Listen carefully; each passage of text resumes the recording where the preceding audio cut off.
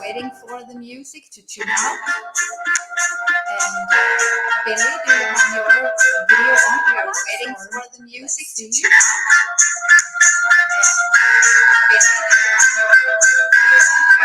Hang on, everybody. We've actually got some technical problems, so just give me 1 second.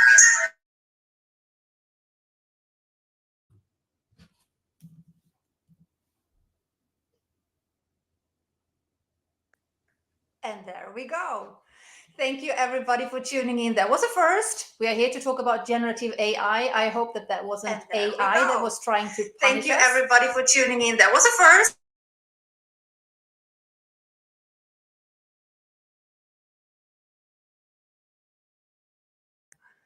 And we're trying for a third time. We've got people who have joined us. Thank you for your patience with us as we are having technical problems. But we are here, we are live, and I'm just going to start over and say hello and welcome to this broadcast of Arts Dynamics Talks. We are talking about generative AI for creatives today, and I'm super thrilled to invite a very special guest today who actually joined as a guest speaker at Arts Dynamics Entrepreneur Meetups at Stockholm. Epicenter Stockholm in last autumn, and Billy, he had a long list of people who signed up who wanted to join. We had a long wait list of people who couldn't attend, and because of that, Billy was very, very kind and let us know that he would be able to actually come back and we'll do a longer session. So I think because of this beginning, how about we just jumpstart straight in, Billy, and say hello and welcome. Thank you so much. Yeah, it's been a pleasure doing both on-site stuff with Arts Dynamics and really fun to join this kind of next iteration of the Arts Dynamics talk. So really happy to be here today. Thank you so much. And yeah, as I mentioned, you're in for a treat today. I have a lot of questions about artificial intelligence, Gen AI, and arts, culture, creativity. And you also have a background in fashion. So what I would love to do today, Billy, is to have a conversation about you as a creator, as a freelancer. What are you doing to survive and thrive in this climate that we are at and that we are in? But also to have you share your thoughts on your expertise, Gen AI, what creators can think about as they also try and adapt to where we are headed and trying to future-proof their businesses. Also, we do have questions from our accelerator members, and you're so very kind, and you've said that you can actually answer a few questions, which is brilliant. That's what we normally do at the meetups. And for those of you who are with us today as well, I just wanted to share that this is I would say almost like a premiere, like a new premiere of these talks as well, because for the first time, not only do we have a guest expert on like Billy today, who will share about himself and his expertise, but we really want to give you a seat at the table. And we want these talks to be more than just a podcast that you tune in and listen to, you know, where you're receiving information, but you're not part of the conversation. The whole idea with Arts Dynamics, we are an arts entrepreneurship education company. It is to gather creators and people in the creative tech space and sphere. We also have a lot of investors in this network. And we just want to make sure that you have a seat at the table, you're able to connect with the movers and shakers from grassroots to policy level all over the world. And today we are thrilled to invite you to our brand new Circle platform as well. So we will talk about that. And I had a conversation with Billy prior to this talk, but we talked about what it means also for creators today to monetize when you are a business owner in this field, what are new ways to not only connect and learn, but also monetize what you do. So we're actually going to have a little bit of conversation about that from that perspective. So over to you, Billy. Can you please just share for people a little bit more about yourself and where you're from? Yeah, thank you. Yes, some really great topics and a lot to cover. But yeah, I mean, super short about me. I'm Billy, born and raised in Stockholm. Lived here most of my life. I had 3 years in London where I lived and worked. Unfortunately, over COVID, that was partly why we moved back. But I have a non-linear career. A manager told me once I've worked in graphic design, branding, and fashion until I happened to find myself in tech. The last 4 or 5 years or so working as a product designer, UX UI designer. So that's, you know, quite a wide grasp there on the design part. But yeah, I always loved design. Always loved how things look and how they make us feel, and that's a really important part, regardless if you're making clothes or if you're making software, how it works. So yeah, I mean, that's the real short thing. I worked the majority of 2023 at the AI startup as a UX UI designer, building AI products, as in digital products, where I got connected with loads of fantastic people. I was already kind of tampering with AI during 2022, Midjourney and DALL-E and some of the tools that were available to us then. But 2023 was what really accelerated my whole AI journey. That's when we had the talk at Epicenter with Arts Dynamics. And I saw things starting to happen here in Stockholm as well. And at the end of the year 2023, that was a contract role. It ended, and I found myself at a crossroad, not really feeling employment anymore. I've been employed my entire life as a employee at H&M, All Saints, Tiger of Sweden, settled by PayPal, Vodafone, bunch of big and small companies. But now I found myself at a crossroad. It's like, I actually don't want to be employed anymore. I want to give this thing a try. And I found myself in an environment, like you said, Sofie, where this was possible to a degree that it wasn't before, for a bunch of different reasons that we can talk about. But like working decentralized, working remote, everything that's happening with AI tools now enabling artists to work across genres and across disciplines, that I found absolutely fascinating and so empowering. Some are scared and hesitant and think the world is ending, and I absolutely sympathize with that, but I want to spread some more AI enthusiasm here today. So since the beginning of this year, I've worked full-time as an AI artist, full-time. I'm represented by some of the largest agencies in the world, including Media Monks. I'm a part of their Artist Monks roster, having done big and small campaigns for large brands. I'm a part of Secret Level, which is an international boutique agency focusing on next-gen entertainment. We did a big piece for Intel, AI video earlier this year, and lots of cool works from music videos to campaigns, advertising, internationally and in Stockholm in ways that I never would have dreamt of. So that's the slightly long elevator pitch, but yeah. That's the gist of it. But thank you for sharing. I think it's important for people to know and understand about your background. And I often hear, since we are all about entrepreneurship, right? When you talk about your startup, normally when you are a creative founder, in general, when we talk about what we do, where we might say that we're startups or we're just starting out, often what's the case, and you actually laid it out beautifully, it's not that you are new. You have many years of expertise. It's just that you're moving into a new shape and form of how you conduct your business. So this is also actually a tip for anybody listening now. If you are in a startup stage, if you are a creative founder, or you're literally starting something new, also when you package and sell yourself, just like Billy here shared, remember that you have already, I'm sure, lots of expertise, and it's more that your new venture might be a startup or you might be starting out. So thank you for sharing. That was really insightful. And would you agree with me? I remember when I founded these meetups at Epicenter, the first meetup, because you were there at the very first one, and I remember I actually had nightmares prior to that one, because I've been carrying this vision and this idea for so many years that I wanted to do something special for us in the arts. And during COVID, I did these weekly talks like we're doing now, because we needed to figure out what was going on, and I spoke with creators around the world to see what they were doing to survive and thrive.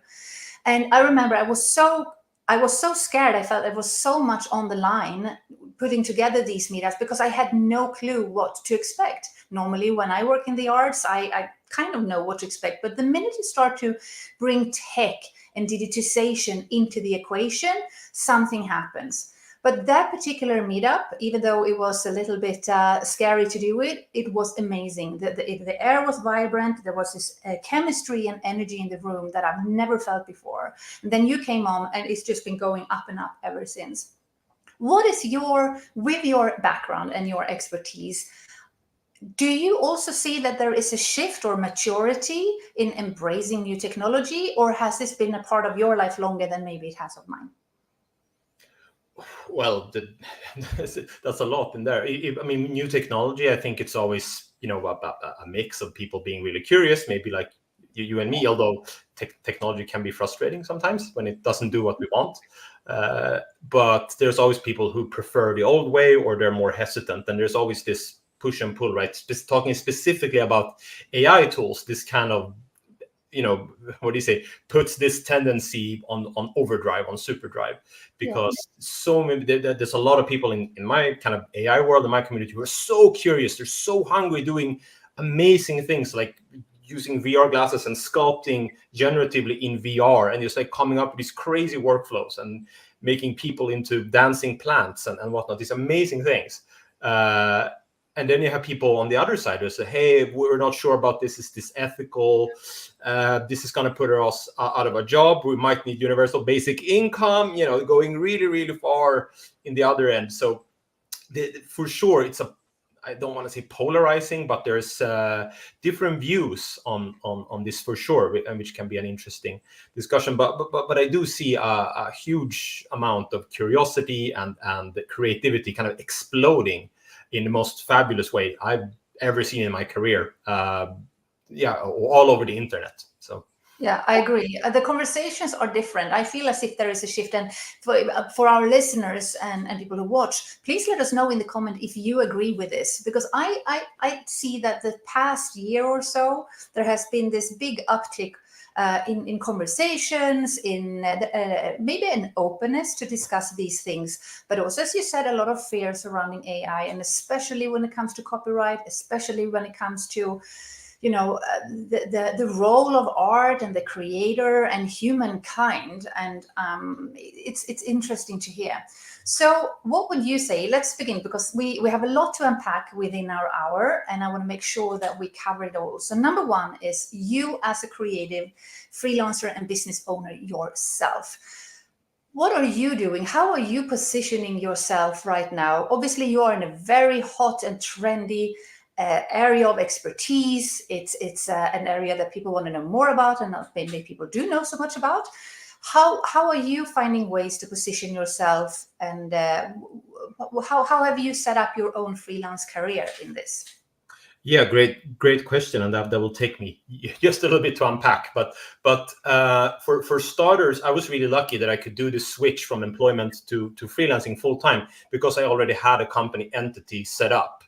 In Sweden, it's called AB, but it's basically a LLC. So I had that because I've been teaching for a couple of years. I've been teaching on the what do you say, part-time, beside all my full-time work engagement, and I had managers and people who've been tolerant or open-minded enough to see that this is a really good thing you're doing. So I had that set up so I could just like switch and start invoicing right away using that. But that was a big hurdle when I had to start that. I mean, I had to find an accountant that could help me set up all this stuff. And Sweden is actually, I've heard from people, it's fairly easy to do compared to other countries in Europe. So if you're in Sweden, we're in a fairly good spot to start up your own company in a good way. But you asked about that's like the organizational part. But as far as marketing or positioning, the positioning kind of does itself right now. But it won't always be that. I'm very, very mindful of that. Like it's a hot topic, and not too many, even though people are coming in every single day from different fields, putting their unique spin on AI visuals or however they choose to use the tools. Basically, it's organic social is what I'm doing. I'm doing mostly LinkedIn, trying to get on. I mean, Instagram for me has been like a dead platform, but I'm using it as like a second portfolio right now. But I mean, I'm growing every single day, which is fantastic. I have something like 4,500 followers on LinkedIn, which is not massive, but for me, who's never been on social media as like an active participant, I've only liked other people's content, never posted stuff about myself or anything. It's growing organically, short, what do you say, small, but steady but surely is the word I'm looking for, steady but surely. Of course, I invested a ton of time into a very nice or pretty good portfolio as a website that showcases what I do, and also post on YouTube. And yeah, but mostly LinkedIn is actually where a majority of my business opportunities, from being discovered by Media Monks recruiters to Jason Zeta, the founder of Secret Level, found me there. And all of a sudden you get a crazy DM from some person at Warner, like, hey, I love your stuff. Would you be interested in doing music videos? Like, yeah, of course. so I've gotten so much from LinkedIn, which I think in Sweden has an unearned bad rep. I think people have this strange view that it's for sleazy car salesmen, and I don't know, people just posting about their kind of in a self-glorifying kind of way. And sure, if those are the people you follow, then that's the content you will get. So the key to any social media platform is to follow good people. They all work the same. If you follow bad content on YouTube, you'll get bad content. If you like bad content, I don't know, stupid content, empty content on Instagram, that's what you will get. So the key is following really interesting, smart people who post things that are interesting to you. So LinkedIn is an absolutely fantastic platform. It's better than X because you can have long conversations, you can send files, you can connect, create groups. For me, it's unmatched, and it's all business centered. It's like everyone is there to look for opportunities. Yeah, I agree. And the fact that we're talking about the marketing for you in your specific field, that you notice that LinkedIn is the one platform for you. In our accelerator program, we had the masterclass for May was centered around marketing, and we talked a lot about who is your target audience, where do they hang out, which platforms to focus on, and we did a 12-month content plan. And this month we're focusing on sales, and it's the same, the sales process and how you do that. And sometimes we think that we know the platform, and especially in the creative space, we might use Facebook or Instagram, as you mentioned before. But what I found too, I agree with you, is ever since we doubled down on LinkedIn, since I doubled down, I've had within the last, is it 5 days, a growth of more than 1,000%. Ever since I started posting about creativity and tech in a more focused way, because I think it's that people on LinkedIn are more business oriented. So again, if you're listening to this and you're wondering why are we talking about this, well, because these talks that we have here every week is all about how do you navigate what's going on, what is working today, what is not working, and Billy just mentioned that LinkedIn is your go-to platform, and I can just second that. It's an amazing platform for our field of work. So, but do you also use Instagram? You said as a secondary one, but it doesn't have that much traction, or? Well, there's zero organic growth on Instagram. It doesn't matter. I don't know. You have to post when the stars align in some weird way, and there's just no growth. You just can't be discovered. What I see, if I do a successful LinkedIn post, people will come there to Instagram from LinkedIn. So that's a correlation there. Because of course, I link to the different ones through the different platforms. Zero organic growth. I don't know how people do it. Same with TikTok. Like you post something and it's like goes into a black hole. I'm probably doing it wrong. The content needs to be very specific, I guess. But like I'm just not seeing those platforms. But what I find so fascinating about LinkedIn, like you said, just 5 days, 1,000% growth, is that the algorithm is pure in the sense that if you post something and the people you're friends with like that, then people, like me, will see it, and vice versa. That's all I want from an algorithm. Like, I don't know. It can be so complicated sometimes, but I think LinkedIn's algorithm is very pure. It's very kind of just content centric, and if your friends will like what you like from me, and if they're interested in AI, and it's just simple and it works, which is nice. Yeah, for sure. And since you and I met at that meetup and to where you are today, you've had a lot of new work coming in. You are so busy and so fully booked now. It's amazing and wonderful to see. What would you say is the biggest reason why people come to you? What are they looking for? What problems are they looking to solve that you can help them with? Yeah, so that's a great question, and I guess it depends. Most of my kind of funnels for getting work is through some of my agency partners. So again, I'm represented by Media Monks, one of the absolutely biggest agencies in the world. So it's interesting because they are seeing that the old advertising agency model is kind of failing. So what they're doing, besides working with AI, of course, is to introduce this decentralized artist roster. So they're handpicking people from all over the world. And that's not only AI, that's VFX, 3D artists, creative director, and AI artists. So we're part of something called Artist Monks. And we will be paired with projects internally within the huge organization that is Media Monks. And so that has gotten me work for large whiskey brands, which is not out yet, but it's going to be an absolute showstopper when it's done. To tech companies in the Netherlands, and pitches and stuff that I would never have access to just as me, Billy, in Sweden.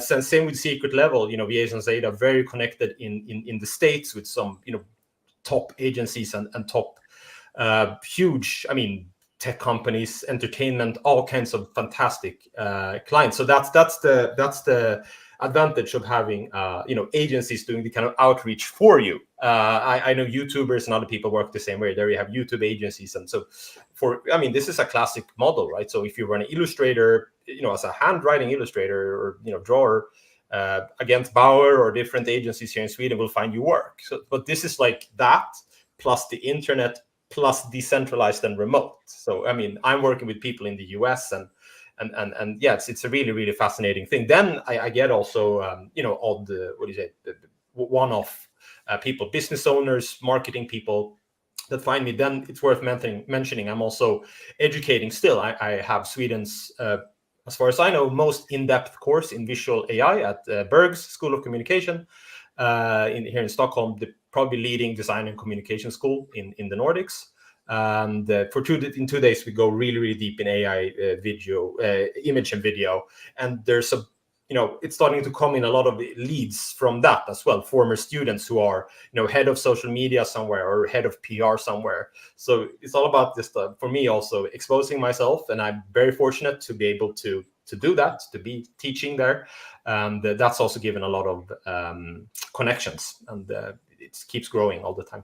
That's fantastic. I'm going to ask you one more thing about your revenue model, and then we're going to go into Gen AI. I would love for you to share and explain to those that might not know what it is, because we've got some people who have no clue, and then we've got super advanced experts. So I just want to make sure that everybody follow along as we do this. But before we move into that, from an entrepreneur perspective and from a freelance perspective, how have you, when you are looking at your own revenue model for yourself, your own business model as a freelancer, how do you unpack that as a designer? And with the, you obviously have your teaching, which is one source of income, but how do you, as a freelancer, figure out a way to monetize what you do? How did you come to that conclusion? This is what I'm going to focus on, and how did you package that? Does that make sense?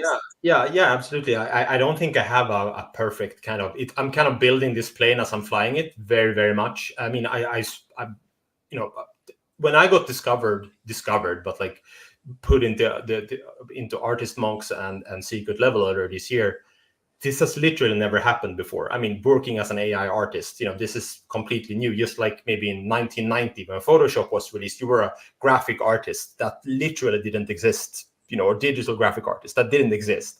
So it's very uncharted territory. How to price AI work is an interesting thing on its own. I'm a bit spoiled in the sense that I have these agency connections that do a lot of the client intake, the pricing and all that stuff. And when that's done, then they bring in the artists and the creative to get the process going. So I typically talk to different producers and we agree on a rate. They're typically on a project basis. So going away from the hourly model in Sweden, at least you would charge by the hour. That is kind of going away. I think we're more into, sometimes it's called value-based pricing. Basically, what value are you bringing to the project, like the end delivery? How much value does that generate? And it's not so focused on the amount of hours, if that makes sense. So typically I'm booked for a week or two. Sometimes you extend depending on the client's needs. And then there's a bunch of problems with that. For example, my Swedish bank would not take US payments. Like I had to find that out the hard way by an invoice on 100,000 crowns being denied by my bank. And they didn't even call me. They didn't do anything. They just like, not denied. Okay, thanks. Great. So then I had to sort that out and set up Stripe, for example. It's like PayPal, but a bit better. So then I can charge that way and then send that to my Swedish bank. So sometimes, again, from being an employee, salary just lands on your account. As a business owner, you are thrown into these very unexpected and sometimes annoying situations sometimes, just from getting paid with this new, working internationally, decentralized, it's still fairly new. It happened over COVID, working remotely, but we as a society is still kind of figuring that out. And absolutely. And I feel that we don't talk about these things enough. It's just so easy to get stuck on the vision and what do you want to do or where do you want to go? But it's like all the admin and the back end stuff. How do you set up payment processors? What currencies should you use? When they hold your money, which PayPal, for instance, love to do. The minute you start to make money, suddenly they hold on to your money. Now Stripe is also changing their terms and conditions to make it harder to sell stuff before you've actually produced it. So keep an eye. This is inside info to all of you here. Just keep an eye on what's going on with them as a payment processor too. We use them, but I also know that they are being stricter and stricter rules and regulations because people also abuse these processors. So people like us, we have to go with the flow, just like Billy said. So Billy, thank you so much for being so open and transparent about that. It's always, I just love hearing from you on the ground, out there in the real world, just to see what are you doing and how are you making it work. You went from being employed, you started your own thing, you're figuring things out, and from what we can tell, you're going from strength to strength, and I'm so happy for you. So generative AI, what is that for someone that asks? Well, I guess it depends on who you ask. So for some, it's the big bad devil that's going to put us all out of a job. If you ask others, including me, it's could, because I say could or might, because no one knows. To be honest, I would lie if I said I had all those answers. But it might usher in something like a creative renaissance in the sense that how it can give us creatives superpowers and enable or democratize visuals in a way that just has not been possible before. I write a few series on LinkedIn about we've been here before, where I compare other tools that's been disruptive. I mean, at one point in time, the camera was disruptive because then the landscape painters were saying, hey, what about us? This is actually real. This is a real thing. The film was also like another thing. Oh, then the theaters and the actors will be, like as in actors on a theater stage, will be put out of a job. We've been here so many times in history when new disruptive tools change everything. Sure, AI is not like every tool. I'm not comparing the tools because they are different. I'm comparing how we humans react and the narrative and the discourse around these events, which I think is fascinating. I mean, at one point, 3D and VFX in film was also, at one time you would do stop motion with clay in these old Harryhausen movies, which are fantastic. And then when movies like Tron or Jurassic Park came about, which uses more computers, it doesn't have the human touch. It's soulless, and it will put us all out of a job. I'm kind of exaggerating, but those were also some of the voices then. So again, depending on who you ask, and I'm sure there were people there back then as well, hugely excited about the camera, film, new tools, and I'm definitely on that. I think I'm a curious person by nature, which actually sometimes has actually not been good for my career. It's not been good. In career, you should stay in your lane. All the companies said you should stay in your lane and do the little cogwheel thing attached to your role in this large organization that you're paid to do. I was always too curious, and it's kind of like, hey, can we do this? How can we do that? And that's like, no, don't do that. But now, there's so many things to say about how roles can interconnect and how we can work together in a much more collaborative and amazing way. But okay, to answer your question properly, generative AI is a kind of umbrella term for a bunch of different LLMs or large language models or data sets that are either built on what's called diffusion models. We don't have to go into what that is too much, but it's basically millions and millions of images that have been assigned a name. So the Eiffel Tower, a cup, a black shirt, glasses, a dog, and then millions and millions and millions of those, and data sets being trained on those, so that an AI, an artificial intelligence, can understand, aha, the Eiffel Tower looks that way, aha, a dog has 4 legs, a tail, ears, and all this stuff. So it's basically visual machine learning. I'm vastly oversimplifying this, but to not go too deep. And when they are wrapped up into tools that we can use as creatives to create, a dog astronaut on the moon holding an American flag and dog treats, and use that for a commercial if we want to, that is just unprecedented. It does not happen before, which is awesomely fascinating. And then we also have video, AI speech, AI music, sound effects. You can prompt frogs in the swamp at night with this, and it will actually be that. Obviously the text generation part, ChatGPT. So there's models, and they're wrapped up into tools and experiences so we humans can kind of use them and put our spin on this technology. And I stress that they are tools. They people typically confuse this AI umbrella with automation, that it just does things on its own. And sure, you can automate tools, but as those stand today, like, you don't have to fear anything from AI automation as it stands. I could be wrong and everything changes tomorrow, but I mean, I'm fairly up to date with this, I would say. And they are tools to be used by creators, humans, artists, people with an own vision, to kind of put your spin on it. And maybe we can stop there. Yeah, and to delegate and outsource the work that you need. Before, maybe you needed to hire a team or you couldn't afford it. Now you can use AI to do that. As a creator, you have the whole ecosystem within AI. You can use it for creation, obviously, as you mentioned. You can use it to market and promote what you do. You can use it to deliver the things that you've created. And you can use it to track and measure and scale things up. But I hear, or two things. One is obviously from a perspective of how good is AI today. Sometimes people say, oh, but it's not good enough, so it will never sort of take our jobs. It's like, well, but it's moving rather fast, so it will improve itself. But also, who's fact checking AI? If you, sometimes when you get information, let's say you type something into ChatGPT-4, which is one tool, there are many, many more that we don't talk about, but they're out there. How do you fact check, and how do you actually know that the information is real? I know that Elon Musk on X, he loves to talk about his own, I think it's called, is it Group? His own, and he sort of compares that with ChatGPT and says, look, two different answers. This one is biased, ours is not. This one has this preconditions, whereas we are all about free speech. From your perspective, since you work with this on a daily basis, what have you seen?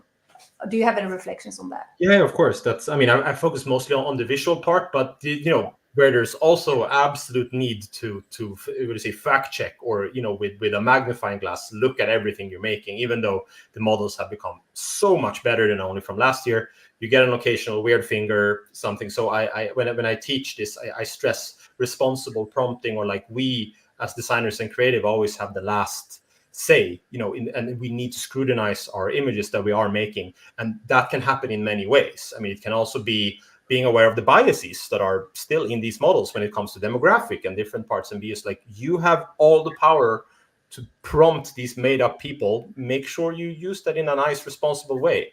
Because there is biases in what type of people these visual models tends to generate. On the text side, absolutely, ChatGPT is fantastic. It's becoming better with every version. It can still hallucinate and make up things. That's just part of how it is right now. So if I'm ever unsure of something, or if I do a post with a lot of, for example, historical reflections that I need to be accurate, I leverage complementary AI tools like Perplexity is my favorite, which basically searches the internet. It can search even YouTube videos to find facts, and it will then link those as URLs to web pages. And then you, as the human, can go in and look, does this look legit?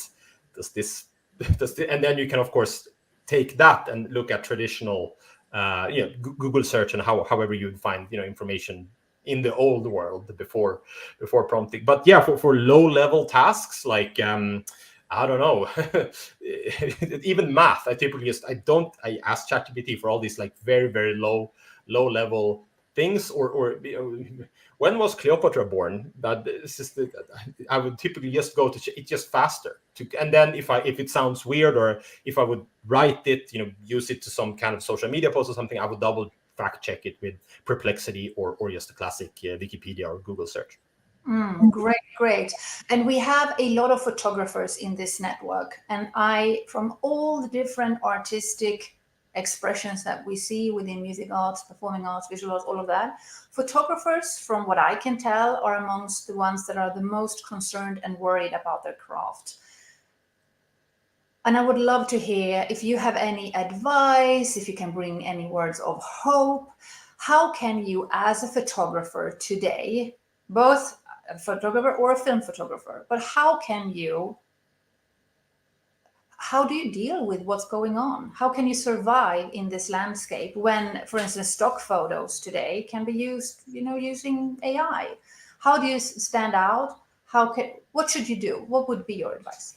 Yeah, it's hard because, I mean, everyone's situation is different. But I think if I would say something in general, is that going with technology rather than against it has historically proven to be a more successful approach. Then exactly how you do that might differ from person to person. So what I mean as an example is to, if you're a photographer today and you're struggling to find work, well, I think you're probably going to find more work if you leverage AI tools than if you don't.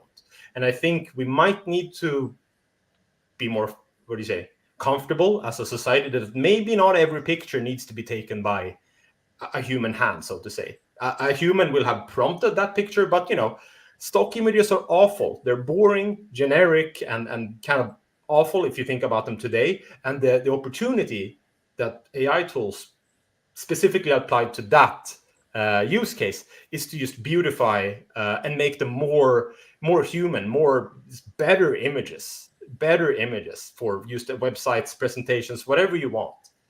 So that I think is we don't need what's known as stock photos. That will be gone because we were forced to use them because we couldn't afford hiring a photographer, so we used stock images. Now we don't have to anymore.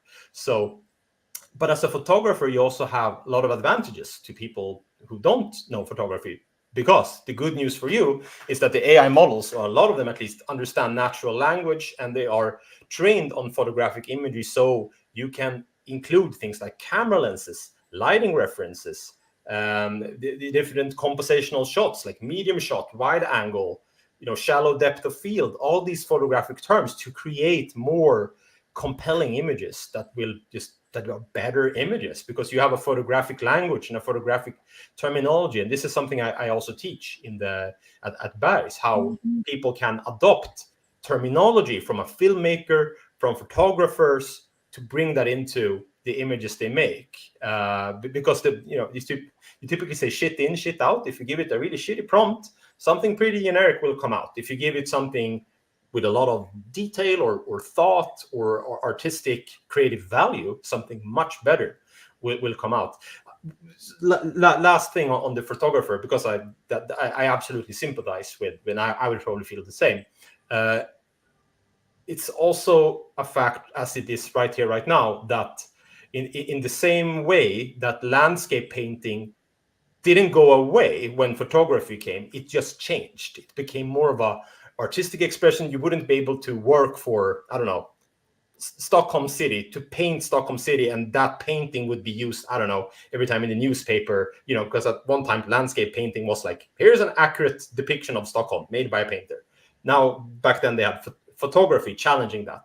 And I think something similar would happen with AI tools, because you never know how these things are going to go. But AI it's not really perfect in any way in replicating real people, like as it is. Like if we need a picture of you and me standing together, AI is not the answer. AI is not the tool. The camera is a tool to do that. Same with if you have a product, like a very specific shirt or something with a pattern, or any product that needs to be exactly what it is. Camera is the tool. So AI is not replacing cameras. It is an add-on. You can enhance pictures with AI. So, for example, there was a campaign done last year by Suit Supply, a big suit brand, and they photographed these guy models wearing the suits, standing against a green screen, and the guys are real, the clothes are real, because it needs to be the clothes we're selling. But on the green screen, then they added these amazing flowers and these like very ethereal, fantasy-looking flowers that just made this visual image so much more captivating. So that's a great example of crossover, which I'm very passionate about. How to combine the classic tools, photography, Photoshop, whatever, 3D, whatever you want, with AI tools, and finding, okay, how can we enhance this? How can we put a different spin on it? So it's not about replacing, it's about adding. And this is very new.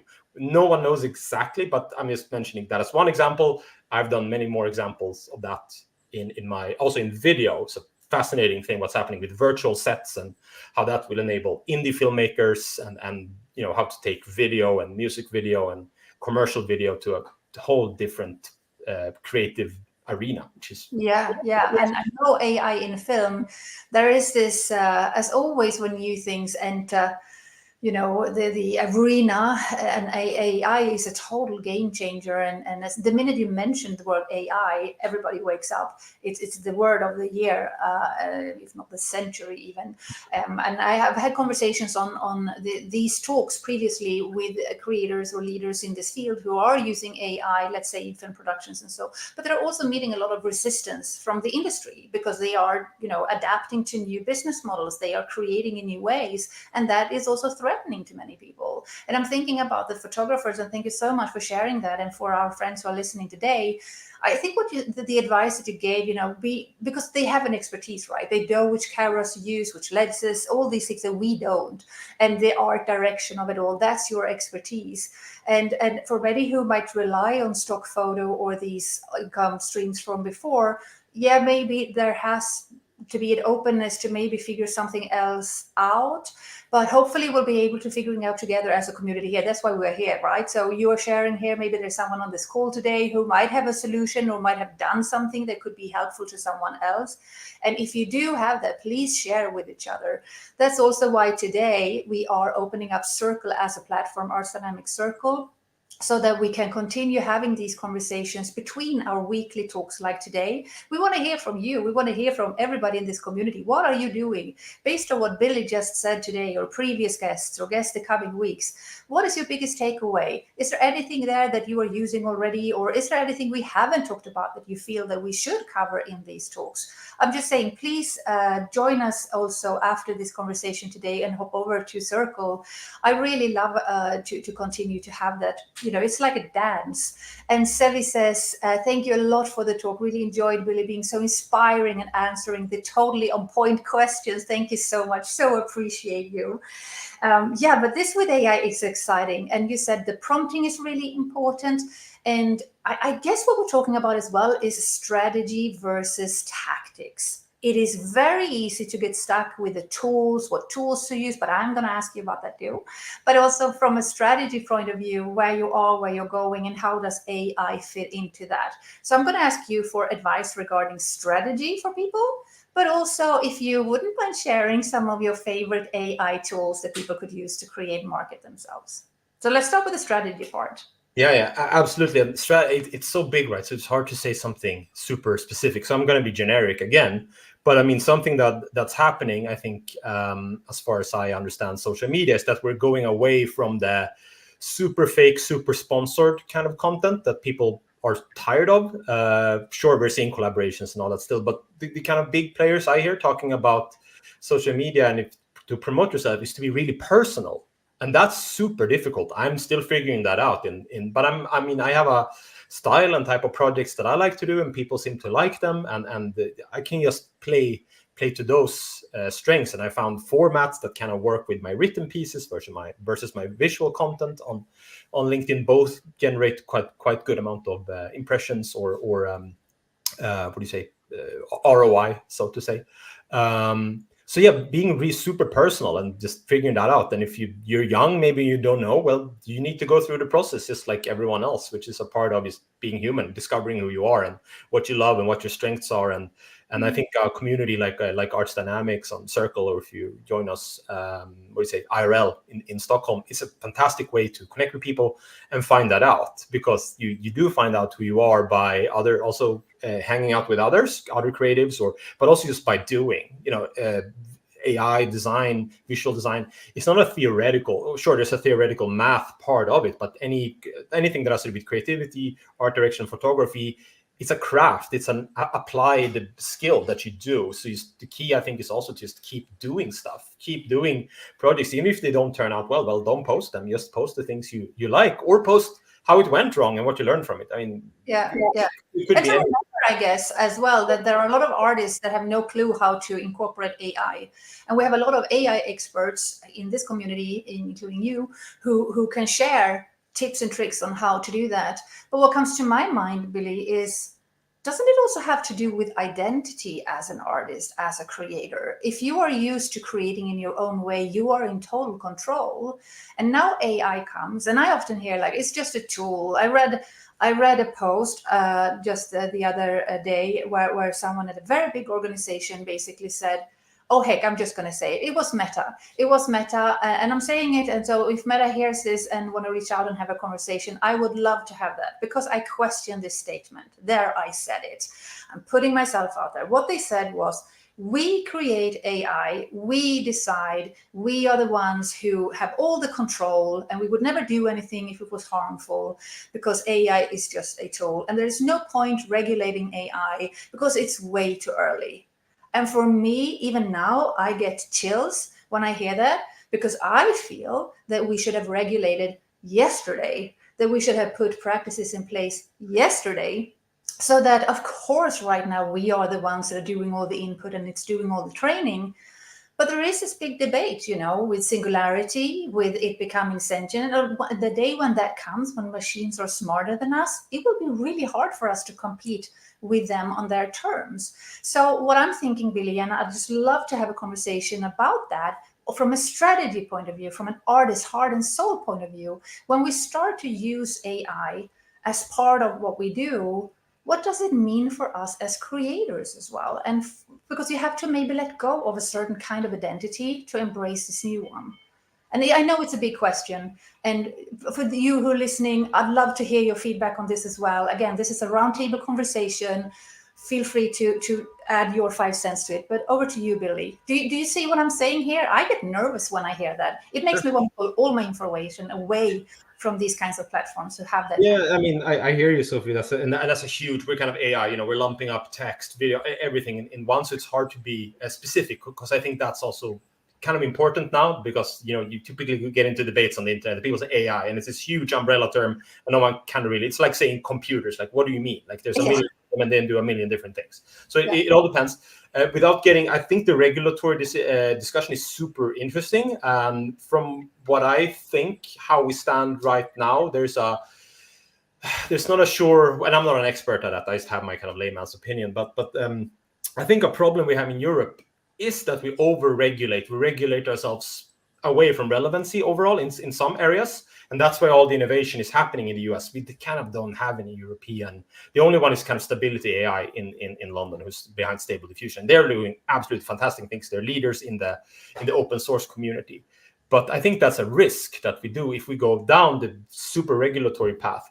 I think there's probably other ways to get around the thing rather than regulation, by part of it being having conversations, and also having our political leaders, getting them on the train with AI and education. I think those are more important than regulation. That's just my personal subjective opinion. And I mean, just this other day, day before yesterday, there was an announcement that Microsoft is investing billions in Swedish educational activities and investments in AI. And that's, I think, really good to hear. I would love to see more players, because what we risk is that some of these huge tech companies that, I totally hear you, have histories by not being too careful with our data. And I mean, if something is free, it's probably because you are the product. And we've all seen that and what's happened there, right?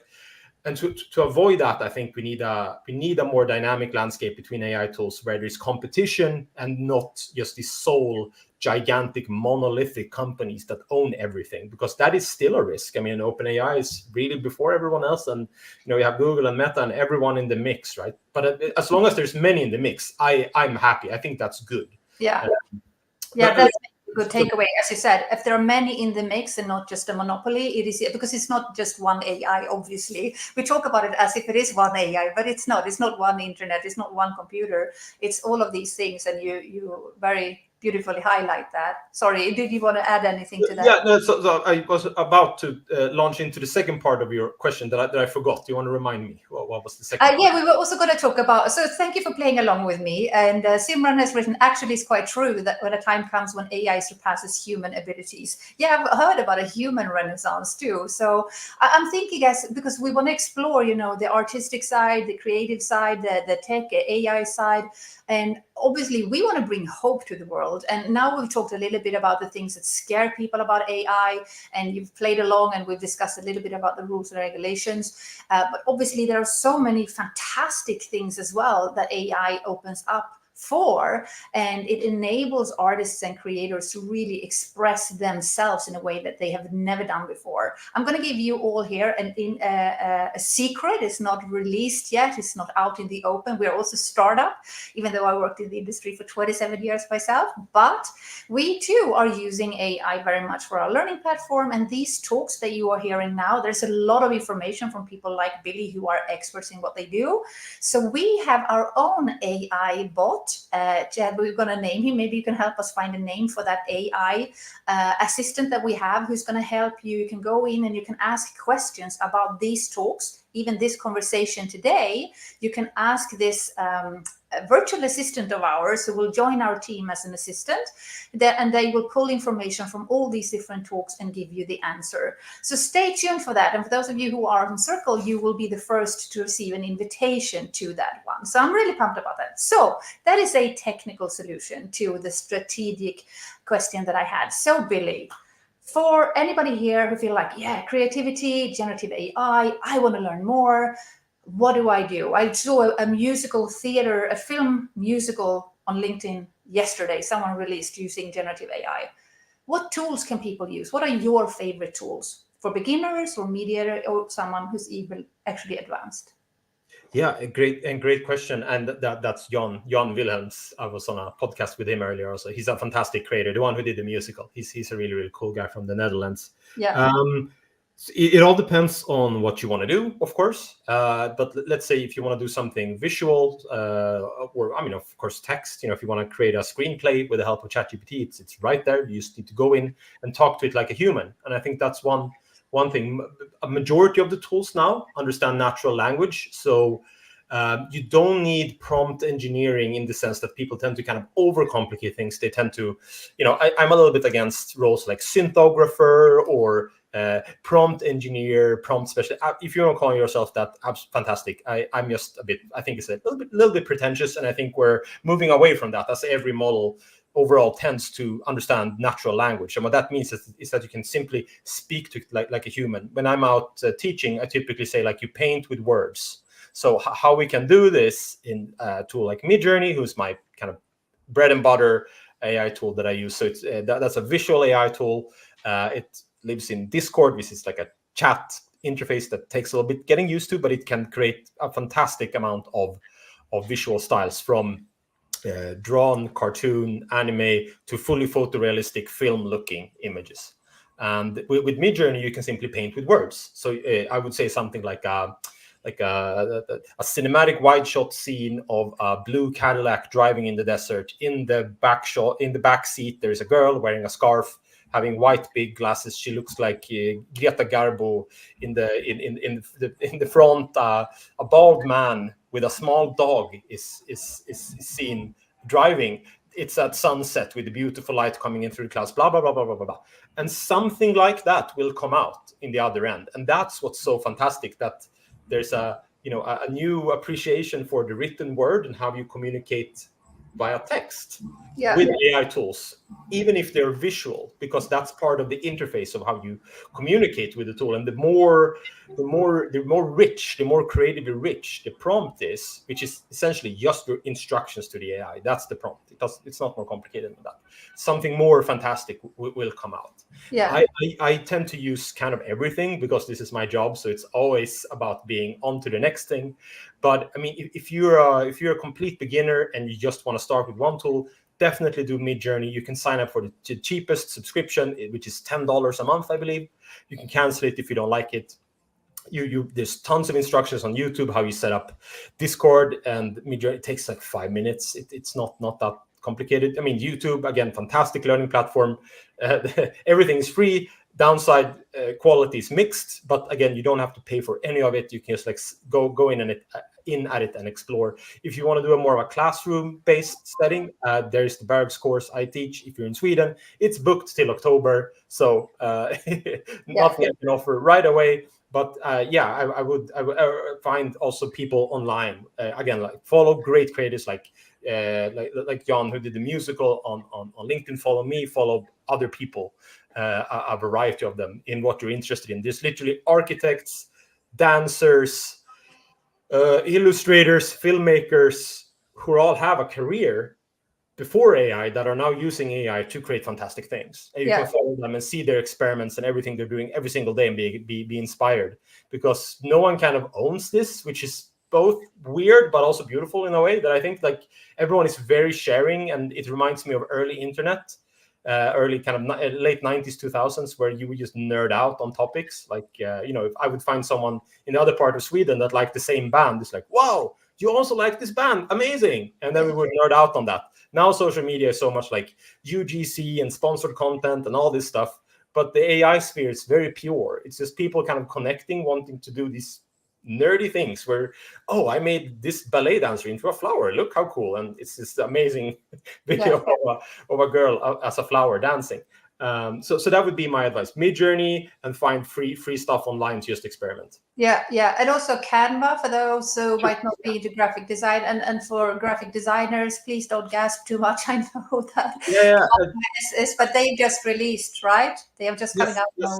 They showcased their new coming platform, which is really, really cool. I do want to plug another similar tool to Canva called Kittle. That's Kittl. Unleash your creative power is their tagline.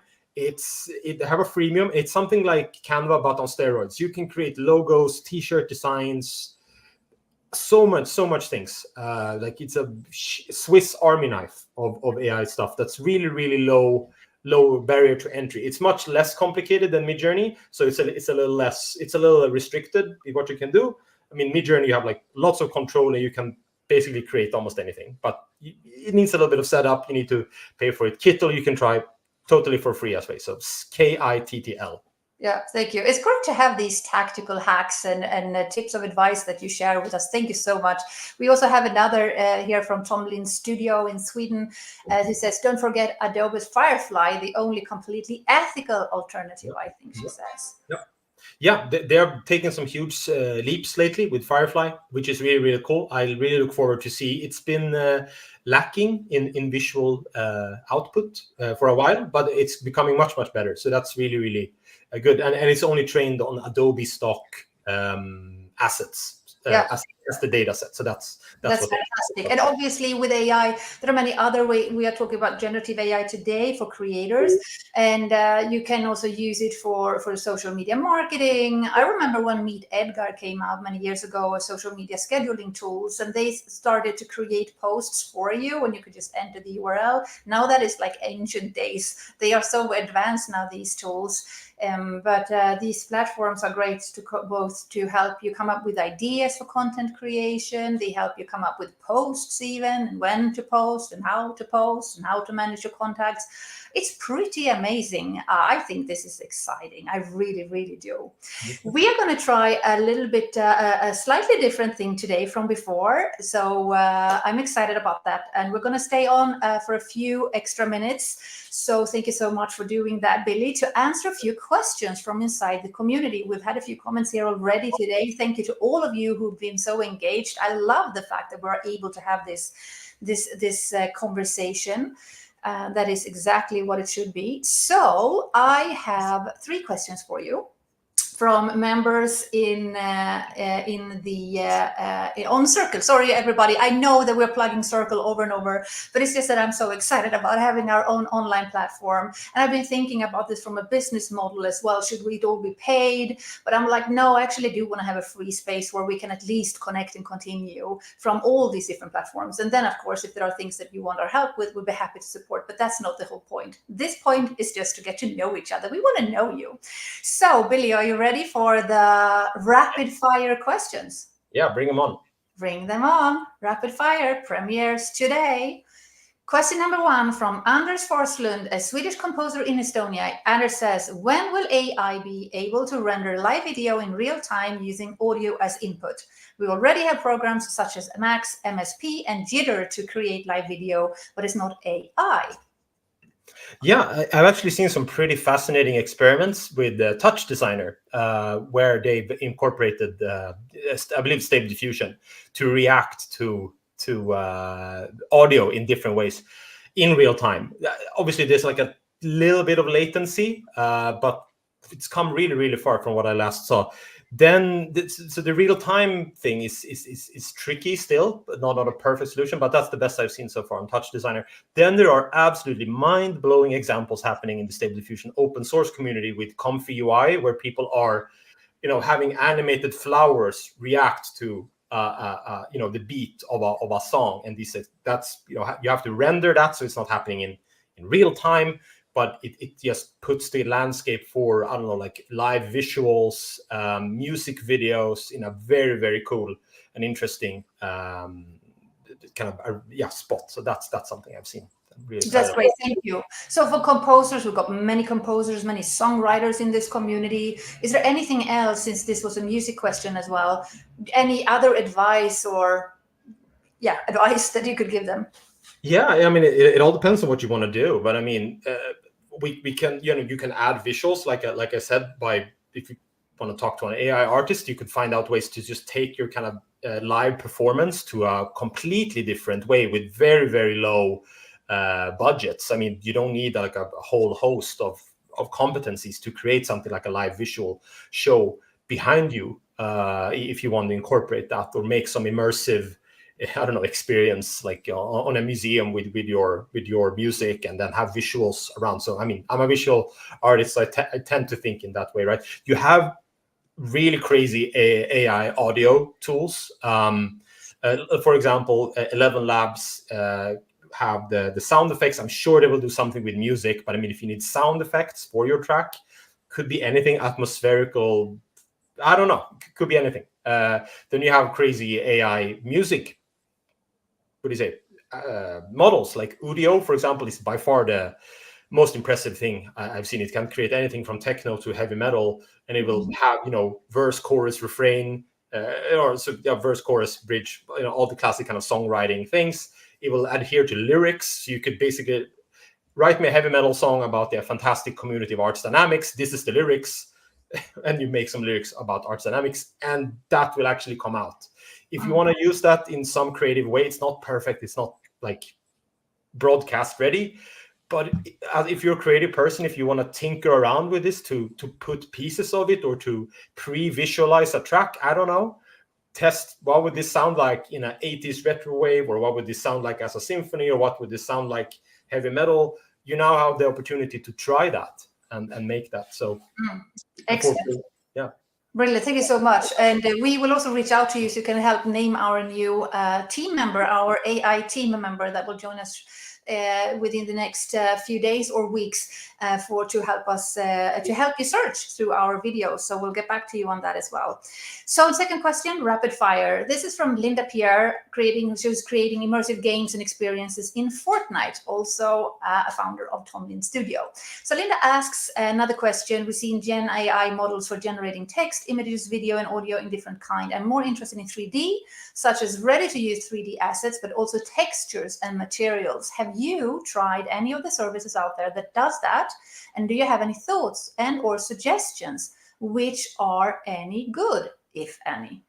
Yeah, great. That's a great, very, very specific question. So the 3D part has come leaps even since last year, where I got some questions about that. So in Stable Diffusion, you have the capability to, cute pug and prompt that, and you will get at least low poly 3D model out of that you can also tinker with. You can also start with a flat image and assign prompt, and then prompt plus image becomes 3D asset that you can take and put into and refine with game engines. There's some absolutely fantastic game creators that have done the textures. So there's a Finnish guy doing an entire game by himself. I think I showed that last year on the Arts Dynamics Epicenter thing, but the game is called Echoes of Somewhere.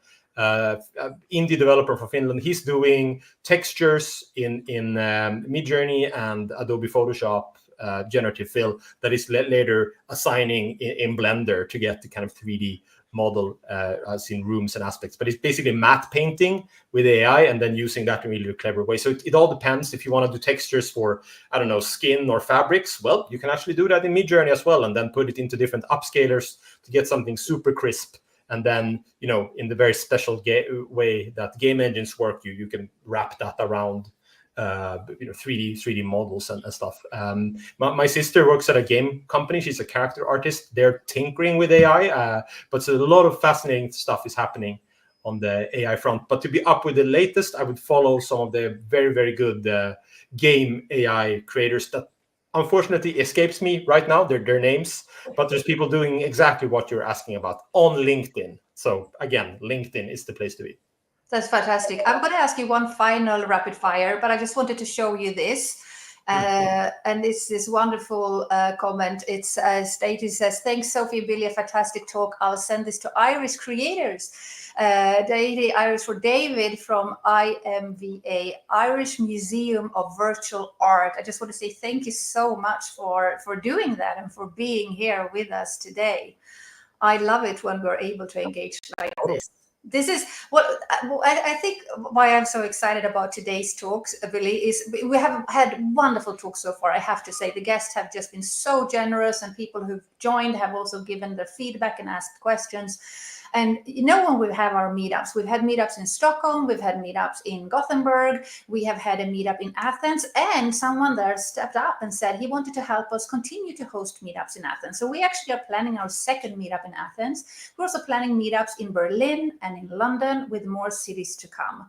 And that kind of creative vibe and energy, and people coming early and never wanting to leave and talking about all these things and figure things out together, it's not static at all. It's really going with the flow of things.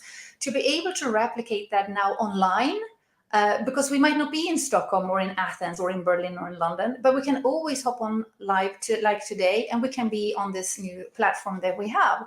And so, yeah, that's why comments today mean so much. So I want to thank you. And I want to thank everybody who has also submitted questions beforehand. So the final one is this. It's William Reed, who's an author, entrepreneur, and calligrapher. He's a member of our accelerator program, and he has written, AI seems to do much better with text than with images. Is there a way to improve the accuracy and style of AI images with prompts? So to give you just a little bit of a backstory, Will, as he mentioned, is a calligrapher. He does beautiful artwork, and he's just now created not one, but 2 memberships to teach calligraphy and to teach number walking. He's also a martial artist. So yeah, it would be fantastic to hear your view and your advice to Will. Yeah, very, very cool. I mean, a lot of people have seen poor AI visuals because there's a lot of it out there. Again, like what happens with these tools being democratized is that anyone can use them. Yep. Everyone doesn't have the kind of visual sensibility or visual kind of background. I mean, I've done art school. I've been 15 years in design. So people with that background get a lot better images because we know what to ask for. I mean, you can simply go to billyboman.com, have a look there. If you think that's, I don't know, lackluster, you're free to think so, but it's given me world-renowned agencies to represent me and do high caliber work for large companies. So AI image is absolutely there. It's what is it, indistinguishable from the real thing. If you want to do photorealistic, we can do 3D, we can do patterns, we can do basically anything. The first part is like that. Then the second part of that was that we don't have control, and that's fascinating because it is. We do have some control, but not fully. So I mean, a camera you can tilt 25 degrees and move back and forth like that, and it's very expensive, and you need to go somewhere, and you need to do lots of things to get a great picture. So traditional tools gives you lots of control, but it takes a long time, or they're really expensive. With AI tools, you have less control, but you can create absolutely anything. I mean, if I prompt, I want a leopard lying on the bed in the style of this surrealist photographer, and the light coming in, there should be a small stereo in the back with a little rubber yellow duck on it. That will come out, and it will look absolutely gorgeous. That is but I won't have the opportunity to tilt the camera exactly this way or curl the leopard's tail just a little bit more like that. That is the downside with AI tools today. So the fact that we can take what's in our mind, just put it on a screen in broad strokes, but we can't control the fine details. And typically I say, working with AI is like directing a fluid intelligence, because that is what's actually happening. AI will fill any container you point it towards. It will become a bathtub, a fish bowl, or a glass of water, depending on what it can become. Anime art, samurais, sugar sweet Sailor Moon or horrible werewolves. You can make whatever you want. It will fill the container you direct it towards. And I mean, you typically say with water, you can't bathe in a river twice because it will never be the same river. Just like with AI, if you fill the glass, 10 times, it will always be slightly differently full, and you will get 10 different images. They will never be exactly the same. So it's about knowing the pros and cons of the tools and being able to articulate what's in your mind and being comfortable with this slightly lack of control. Sometimes it is frustrating and ideas doesn't work out, and you need to find new ways around it. And it's a completely new way of thinking, actually, like directing a fluid intelligence that we don't have control. But I want to give a tip about the fantastic talk I heard about. I'm just going to show it here on screen. It's from the podcast Design Better. So that's Adobe's podcast. It looks like this, Design Better. So the latest is called AI and the Creative Process, which is exactly what we're talking about here. And there they lift the aspect of curation as the next kind of skill, because knowing which images to pick, how to put them together, and basically curate. Now, when everyone can almost create anything, is going to be the next thing. So the fact that we see these kind of lackluster, lame, ugly, derivative AI content now is because we have a lots of happy amateurs around the world prompting, and that's great. That's creating is fantastic, but it will be different when a pro, when an artist, when a creative does it, and we will see that this year. This year, the plug will pop. There's so many good music videos, commercials, art projects that's coming out that is just like taking stuff to the next level. So, and then lastly, for a calligrapher, which was the specific question. So sorry, really long answers here. If I were you, I would also tinker with AI tools to take your art to the next level. If you have the most fantastic letter H you've ever seen, like calligraphized on ink on paper, take a picture, upload it to Adobe Firefly, use it as a style reference, and then prompt in pink bubblegum or whatever you want. And that H, as you've drawn it beautifully, will be in pink bubblegum.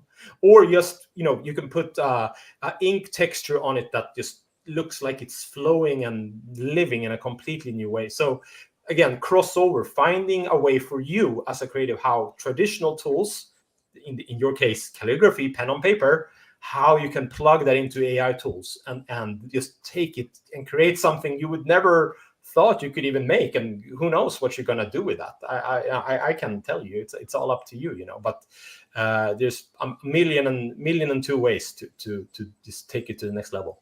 Yeah, what I love about this particular, the rapid fire and the answers that you give, we have a lot of insights here, and I just wanted to pick on one that I just had based on what you said. Number one, for you as artists and creators, when you come from that side, what I'm hearing you say, Billy, and correct me if I'm wrong, is that it is useful to upskill yourself and to understand and to learn and to master prompting, to look into obviously tools that would be relevant for you in your respective field. But the prompting here is really important, because if you don't prompt properly, then the outcome will not be as great.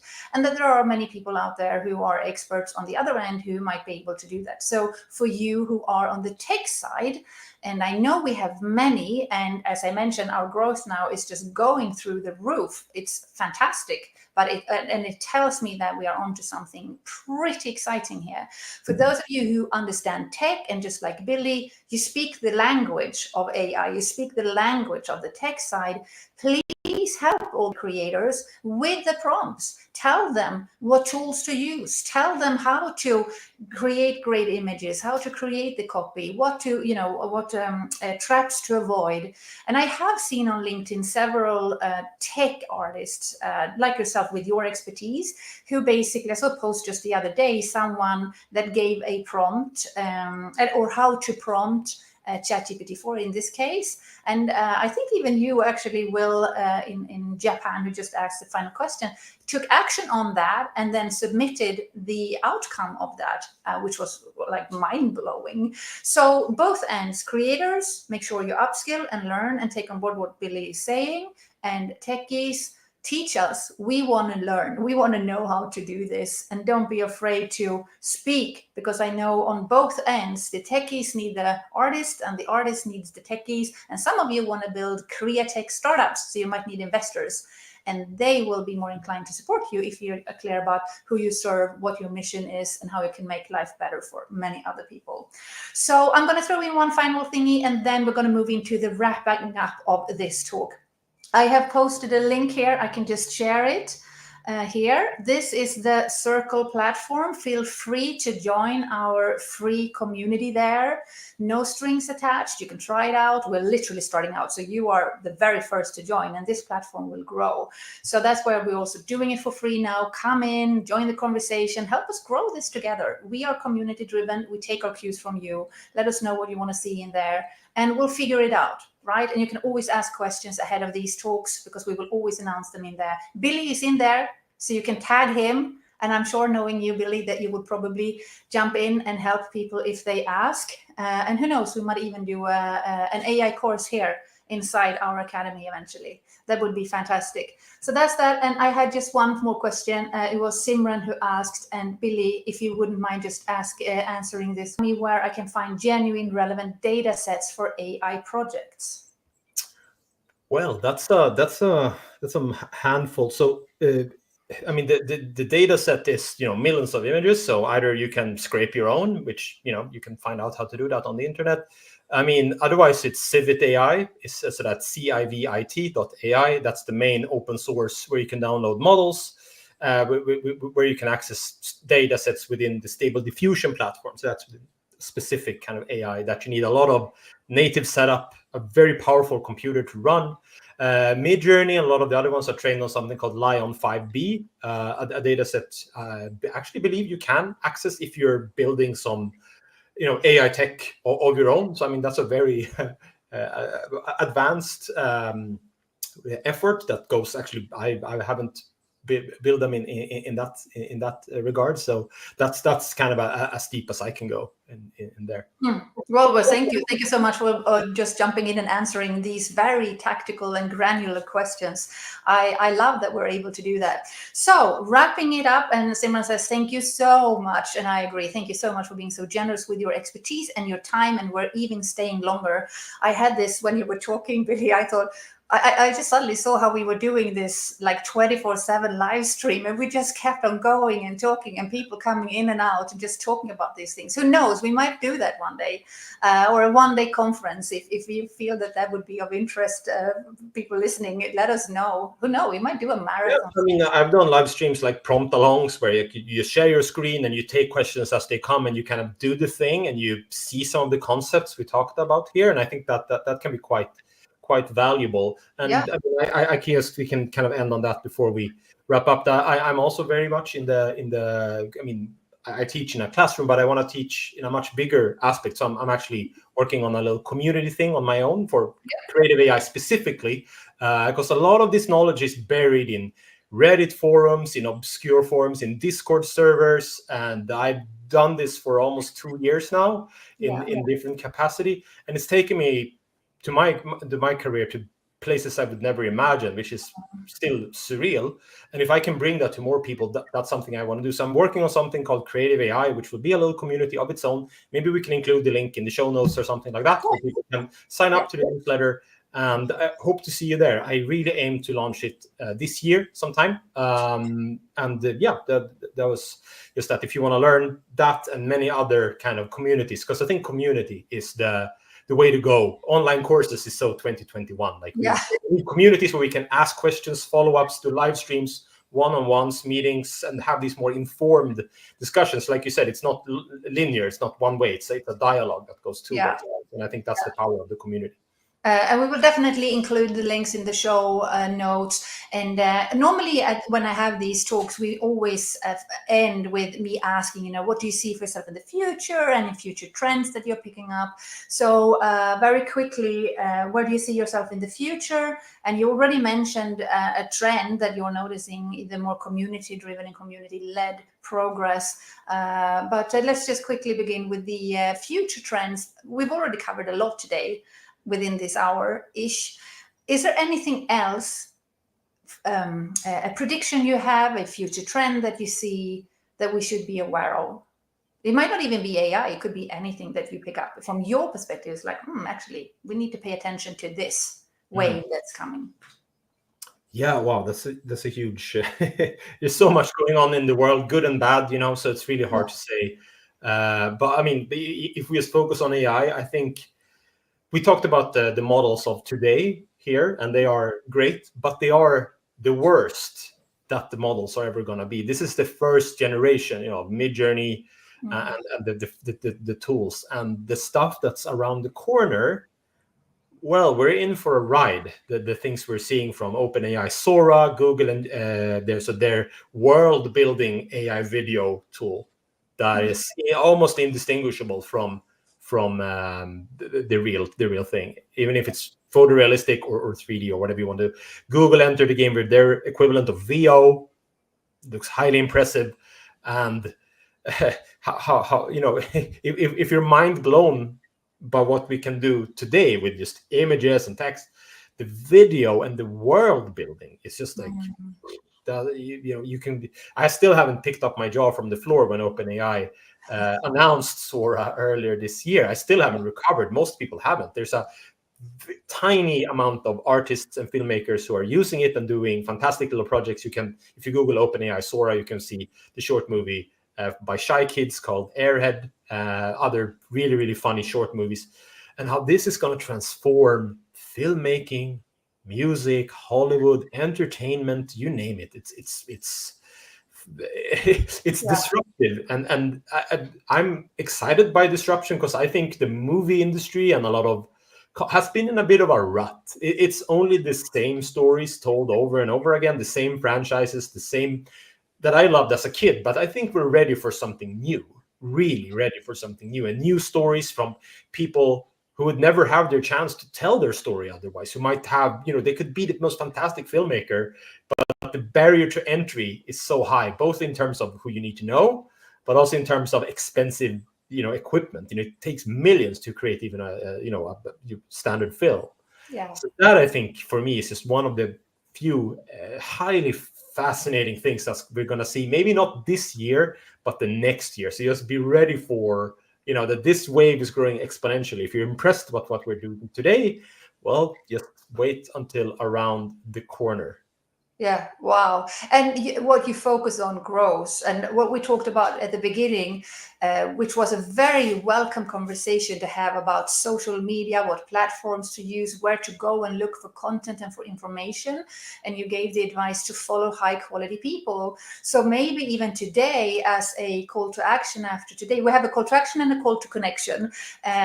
Justin Welsh mentioned the word call to connection. I love that. It's like, let's connect more. Let's continue this conversation. Let's take this to the next level, and we've already shown you several ways on how to do that. But the call to action as well. I lost the thread there because I got so excited. What did I talk about just now? Follow people on social media, and make sure that you also unfollow the people who don't contribute to where you want to go.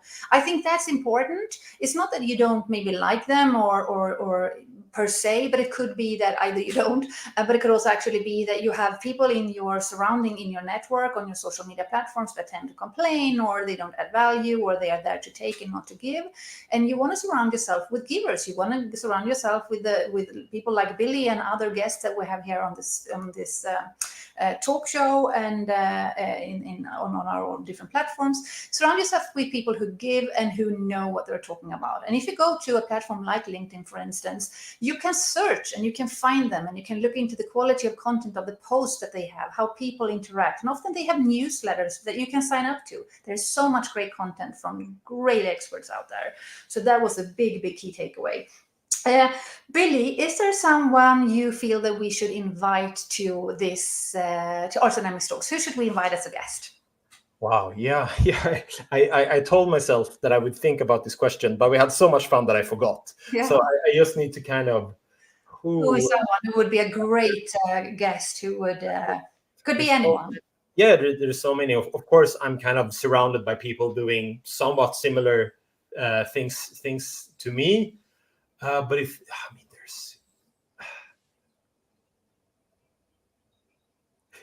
and also, is it AI? I mean, there's so many other people who don't do necessarily. Maybe we should bring AI. Maybe we should actually have a talk with AI. That could be fun. Yeah, chat us talking to chat live and see. That's a see little what bit happens. scary to do a whole Arts Dynamics talks with an AI. Yeah, you can try. You can, you could kind of see the, I don't know, test its inaccuracies or do We should things. totally look into that. I don't know how to do it. If anyone here knows, maybe you know, Billy, someone else knows, how do we create our own expert that we can talk to who's an AI guest on our show? Okay. Now I have one. So one who's kind of a also AI prolific AI guy is Nils Janse. It's a guy I've recently connected with after seeing him on the SVT, so the Swedish television show Generation AI. So there he talks absolutely fascinating about everything from education, bringing ChatGPT to the classrooms. He's much more on the kind of business and building frameworks and than me, who's more on the visual artistic side. We're teaming up and going to do some pretty amazing things in the future. But he has a really fresh perspective on macro. On he was on Ekonomibyrån, another Swedish show on SVT. So he can bring in lots of other angles from AI. So and I think he is very booked. So, but at least try, because I think he could bring a really fresh perspective. That sounds really great. Our talks are also being booked. We're already now into July, so there is demand for sure for places. Yeah. Another one. Anders J. Larsson. He's also a teacher at Bergs and a photographer who is working with AI. So he has a fascinating background as a photographer, filmmaker. He still makes films. Documentaries and other things, but works with AI, and he's worked with huge Swedish government agencies and a bunch of others. He's also a teacher at Bergs alongside myself. Fascinating. About some of the interest in photography and his perspective on that. I think really, really funny, intelligent guy. Anders J. Larsson. I really think you. That sounds fantastic. I've heard his name mentioned several times, so we'll definitely look him up.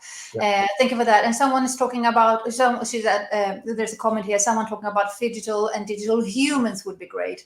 I also see the digital humans and digital twins is a big thing, not only in our industry, but obviously that's a huge topic in itself. So we'll definitely make note of that. And after this talk today, to all our wonderful listeners, please share if you have any guests that you feel that we should bring on. If there are any topics you would like us to cover, the conversation we've now covered, we can continue having these talks. And you know that we have an AI assistant that we're bringing on that will help us filter and create that direction that Billy mentioned. And so we've got a lot to look forward to. Final question to you is there anything that I have forgotten to ask you, my friend, that you would like to share with the community today? No, I think this has been a wild, fantastic ride across different subjects. I mean, I'd love to go deeper into copyright legislation and some of the other stuff. So definitely we could do a part 2. Who knows? But no, I mean, I liked also the call to connection. So I mean, you have my name right here. Connect to me on LinkedIn, Instagram. I have a little but brewing YouTube channel with tutorials and other things. Again, we'll post a little link to my newsletter so you'll be the first to know when I open my community. So happy to connect with any of you here today and just continue the conversation and share. And if you connect with me, the beauty of LinkedIn is that you will see stuff I like, and I like a lot of stuff from AI creators. So then the nodes start to connect, and you can just see who to follow. So that would be my call to connection. That is fantastic. And you also have a profile on Circle. And for anybody here who's joining Circle, you can set up your own profile. You can add your own links so that you're able to network. And you can search. You can search for people. I know many ask often when we have our meetups, and even we've had a WhatsApp group until now, but we're moving them over to Circle. But there often is talk, I need someone to design my website, or I need to find someone who can, program this, or we're having coders who are looking for artists to work with, or metaverse Web3 platforms who want to work with creating these immersive stores and are looking for creators to maybe upload NFTs or all of that. So you can fill out those member profiles. We will probably have, and again I'm going to ask you if we're going to do this together. The way I picture it was we have a free tier, we have the calendar, but then we have an inner circle where you get access to the member directory. It's also for privacy and to make sure it's a high quality community. We're going to make sure it's affordable for everybody, I promise. But there are also additional things there, and the city hubs where you can connect with people locally in the physical world, but also we do online things in the digital world. So Sevi says it has been truly complete. Thanks a lot. Super interesting. Thank you so much, Sevi. Yeah, this has been fantastic, and I'm really happy about this talk. We've been here for 1.5 hours, and Billy, just thank you again so much for your time. Thank you everybody for tuning in. Billy, we will continue this conversation now in Circle. So yeah. And on LinkedIn. And on LinkedIn. Of course, on LinkedIn. Of course. We'll make sure to drop a note to your profile there, and it's here in the show notes as well. Of course, I think it's good to be on many different platforms because there are also different people on different platforms. So that makes total sense. Please, for listeners, for those who have watched us live, I would be so grateful for your feedback, for your input. We take your cues, we learn together. We are not static, we're moving with the tides. See future trends as waves that are coming our ways. Some are like tsunamis. AI is one of those, which is why I'm so glad we had Billy here today. You cannot stop a tsunami with an umbrella. Sometimes you need to run and hide. Other times you need to move out of the big force and get a surfboard and start to surf. And we want to help you with the surfboards and decide which waves to surf, so that when you build your own business from freelance, solo entrepreneur, startup, scale up, or even looking for investments, and in the whole circle. So you're able to know what to focus on, what to let go of, just as important, and to surround yourself with great people and to be a giver that gives and who shares and learns together as a learning community. Billy, thank you so much. Thank It you. was wonderful to have you on. And see everybody next week again, the same time. Over and out. Take care.